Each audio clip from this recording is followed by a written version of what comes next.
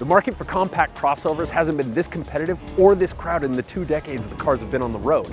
After only 4 short years on the scene, Mazda has revamped its best-selling CX-5 to better compete with the likes of Honda, Chevrolet, Volkswagen, and Jeep. They all have new crossovers this year. I'm here in San Diego to walk you through the 2017 Mazda CX-5. I'm Aaron Cole with the Car Connection. Let's take a ride. First, let's get real. While Mazda says this crossover is all new, it certainly doesn't scream it.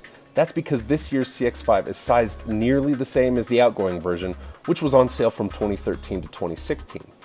Deeper creases in the sheet metal, a new nose, and lower window line all separate this from last year's model, but just barely. And that's fine. We never really had a problem with the old one's looks anyways. Mild changes carry over into the inside too. The big news is a second row that slightly reclines now to open up more room for rear seat passengers. And there's no short third row here, like you might expect to find in the larger Nissan Rogue or Volkswagen Tiguan. Instead, Mazda has touched up the interior in a few places to make the space a little nicer for the 5 who can fit inside. It looks a lot like the CX-9 to us. To that end, there are little updates throughout the cabin. Those include a digital screen next to the gauges that replaced a dated LCD setup and a head-up display for the driver that displays navigation.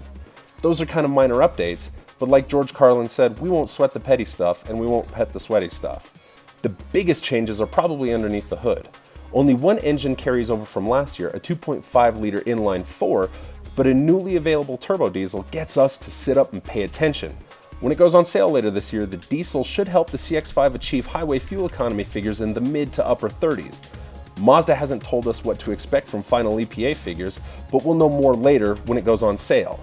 For now, the gas engine in the CX-5 delivers a predictable and mostly enjoyable drive in the Mazda Ute. Our time behind the wheel in the 2017 CX-5 in San Diego allayed our concerns that Mazda was messing with success by rushing this one to market. Among small crossovers, the CX-5 is still among the most drivable and most nimble.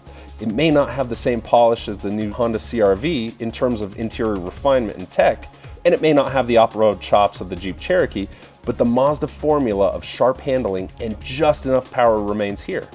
Mazda added its torque vectoring control to the CX-5 this year that sharpens turning a little, but mostly cuts down on head tossing that you might find in a tall crossover like this. So it's a lot of small improvements that made a big upgrade in the 2017 Mazda CX-5. Reporting from San Diego for the Car Connection, I'm Aaron Cole. Thanks for watching. Follow us on Facebook, Twitter, Instagram, and YouTube.